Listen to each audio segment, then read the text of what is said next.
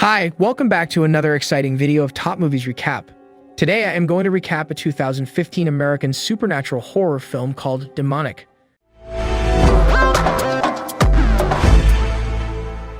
Demonic begins with a montage of newspaper and magazine clippings detailing the murder of a group of friends during the late 80s.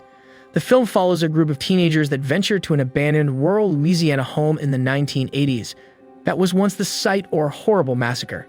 They all hope to make a paranormal documentary and attempt a seance, but what they don't have any idea that the mother of one of them was actually the only survivor of the massacre all those years before, and an evil presence has now been released. Now the evil has controlled one of them and will not stop until they are all killed. Then the film starts in the present day. An elderly man is investigating the abandoned home after his wife claims to have heard some strange noises coming from the home. He also calls the police, and Detective Mark Lewis is dispatched to the scene. Entering the house, Lewis discovers the 3 dead bodies of individuals. These are brutally murdered with an axe, and also discovers a 4th in the upstairs bedroom who turns out to be still alive. After taking the survivor from the scene, the young man named John begins to recount the occurrences leading up to the murders. Lewis calls in Elizabeth to handle John's interrogation because he is unsure if he's a victim or the suspect. John tells events from a week earlier when he was interviewed by his girlfriend Michelle and her brother Sam regarding visions of his dead mother sitting in a house he didn't recognize, telling him to let go. Michelle and Sam are a part of an amateur ghost hunting team consisting of themselves with 3 others: Paul, Michelle's ex-boyfriend and leader of the group; Jules, the team's expert on spirits and occult knowledge; and Donnie, a quiet tech guy. Michelle and Sam claim that if they can investigate the location where John's mother appears in these visions, they can gain some closure, sleep better, and stop having them all together. Days later, when the team concludes that the house in John's visions is none other than the same one that the satanic murders took place in the 1980s, the group then heads off to investigate, John reluctantly coming along. At the same time, tensions are high between Paul and John during the ride there and when the team starts to set up all their equipment, as strange occurrences begin to happen when John reveals the location of a large circular design hidden under a rug. This design turns out to be the seal that was actually used in the ritual performed in the 80s. It is also used to summon and communicate with the spirit world.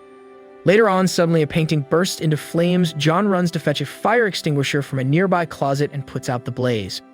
The team realizes once again that John exactly knew where something was and tests his knowledge of the home. John also knowing the location of a drawing of a girl underneath some wallpaper, and he finds an image of the seal imprinted on the back of a photograph. Suddenly, Jules is pulled across the house by an invisible force, and when the group recovers her, John insists that they must leave this house before something worse happens. Both Paul and Jules don't agree, explaining that this kind of evidence is what they have been searching for as ghost hunters, and recording/sharing it would not only be groundbreaking, but would legitimize a choice of work. After that, John continues to try and convince Michelle to leave the house, but at the same time, Paul approached them and reveals that he discovered that John's mother was not only present in the house the night of the murders in the 80s, but she was also the only survivor of that night. Paul also explains to them that if they stay here and perform the seance, then perhaps John can communicate with his mother, and then they can figure out what she's trying to tell him. The group then uses the seal to perform the seance, and as an increasing number of weird things begin to occur around them, Jules reminds everyone to not break the circle by releasing the hands of those on either side of them. During the chaos and confusion, Michelle begins to experience severe pain, and then only John sees his mother next to him, telling him to let go. After that, John lets go and breaks the circle to help Michelle. Things turn for the worst and the group scrambles away in different directions. John eventually comes across Paul, who's standing in front of a painting repeating over and over that he must kill everyone in the house, and then Paul attacks John, who manages to escape, and after that Paul disappears into the darkness. Back in the present, Dr. Klein continues to ask John about what happened in the house. Then they discover that Michelle is 10 weeks pregnant. Detective Lewis tries to piece together events from physical evidence and what they can find on corrupted video recordings. Eventually, Lewis realizes that the 3 dead bodies belong to Sam, Jules, and Donnie, so it means Michelle and Paul are nowhere to be found. According to the information that John has provided up to this point, Paul appears to be the killer, and he may have fled the house in pursuit of Michelle. At the same time, a stolen vehicle report comes in from nearby. Lewis puts an APB out on the car, which is soon found crashed not far away. When police officers approach the vehicle, they find it badly injured but alive Paul, but no Michelle. Paul suddenly awakens and attacks one of the officers, takes his gun, and escapes into the woods. He then appears in a convenience store where he assaults the cashier and quickly becomes cornered by the police. Lewis tries to confront Paul at the store and slide a walkie-talkie through the door, hoping to negotiate.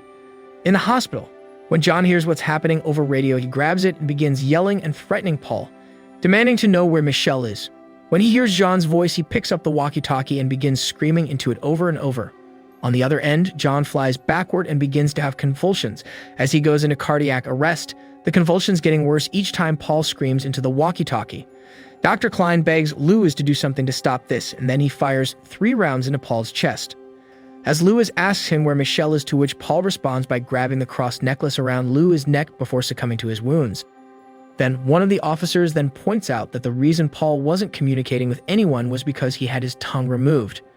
Returning to the house, Lewis enters the bedroom where he first discovered John and goes into the walk-in closet which held a box of crucifixes. Exploring the closet, Lewis finds a hidden door where he finds a bound and gagged Michelle. As she's being helped away by paramedics, she repeats "same room" over and over to Lewis. Between interviews with John, Dr. Klein discovers that the seal used in both the past and present seances is called the Seal of the Left-Hand Path and is intended to release a demon from its prison by possessing someone involved in the seance and murdering the others, and then committing suicide before transferring to a pure vessel and being reborn into our world. When Dr. Klein's attention is brought to footage, she sees that it was in fact John who was standing in front of the painting, repeating that everyone had to die, not Paul, and the footage also shows him attacking Paul and removing his tongue before murdering Jules, Donnie, and Sam. After that, Dr. Klein goes to meet John with this revelation, who tells her it's too late and that he will be free before an invisible force begins to choke her. When Lewis enters the room, he found the real John's dead body in the same room where he found Michelle, having committed suicide by hanging. As Dr. Klein is released, John disappears into thin air as Michelle is moved across the seal on the floor of the house. Dr. Klein views the footage from the camera which had been recording her interviews to find that John does not appear anywhere on the recording, as Michelle tells the paramedic that she felt a kick from her baby. The doctor checks to make sure that the child is alive and healthy and confirms as much. The film ends with the new demon-possessed child moving around in Michelle's womb. Packing all this into just 83 minutes, the film does a great job of keeping its complex plot together. It is not so strong as a chiller, too often resorting to cliché or relying on supposedly scary makeup. It shows too much when a little more mystery could have made it a lot more sinister. Some original effects involving crows work very nicely and deserve a more central role in place of the blood everywhere and the things going bump in the night. The performances of most of the younger actors also leave something to be desired. The older actors, however, are much better, and Bello makes a strong impression, making a lot of a role that could easily have been played by numbers. Demonic's biggest problem is its hype. If it didn't pledge to provide something scarier and more shocking than anything the detectives, and by implication, the audience, could imagine, it would be a solid little police procedural with an effective horror twist. To properly appreciate it, it's best to set aside what the trailer says and enjoy it as a series of puzzles. Even those who saw these early on will enjoy observing their impact on the characters. The narrative of Demonic isn't terribly original, but the central conceit, mingle present and 2 layers of past events, works well, and there's certainly more substance to this than to the average haunted house tale. We hope you enjoyed our today's video. If you did like this video, smash that like button and subscribe to our channel to stay up to date with the latest and interesting videos.